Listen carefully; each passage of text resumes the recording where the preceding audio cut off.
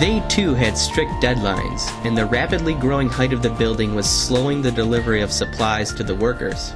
So the Starrett brothers introduced yet another innovative technique to help the workflow. They introduced a railcar system, much like what you would find in a mine shaft. The rails were placed around the perimeter of many of the floors, and the cars were loaded with supplies and then pushed to the next station, saving incredible amounts of time. It was an extremely effective system that had never been used before, much less thought about. In fact, cafeterias were also installed on many floors in order to ease time. Never before had workers been able to eat on site. Meanwhile, much of the electrical work was underway for the electric elevator. In 1854, Elijah Otis invented a safety device that prevented elevators from falling if the hoisting cable broke, paving the way for passenger travel rather than just cargo.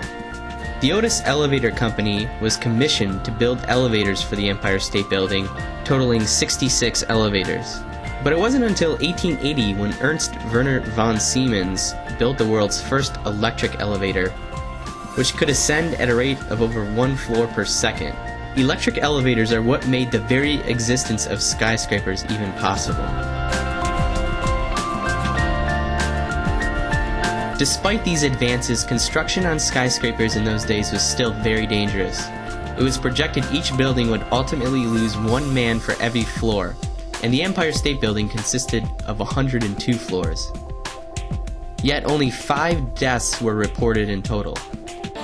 The Starrett brothers' regard for the workers was unprecedented. They even set up an infirmary so that physicians could come by the job twice a day to treat any workers in need. This was extraordinary for the times, and in fact is rarely even done today.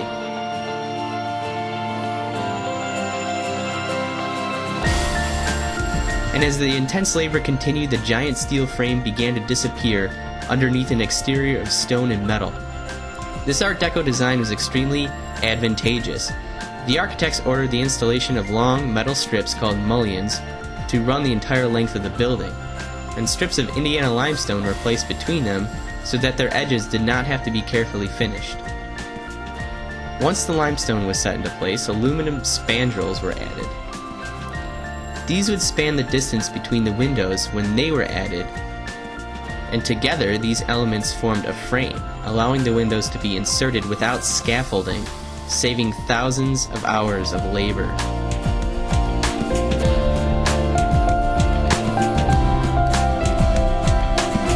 In total, over 200,000 cubic feet of Indiana limestone was used, and over 6,400 windows were put into place, in addition to the 730 tons of stainless steel and aluminum. It was these innovations which allowed the workers to build at record speeds.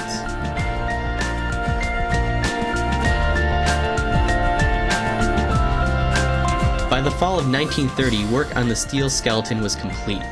It reached a height of 1,048 feet and 86 floors. Still in the shadow of the Chrysler Building, the most distinctive feature of the Empire State Building had yet to be added. And once word leaked as to what it was, New Yorkers could hardly believe it.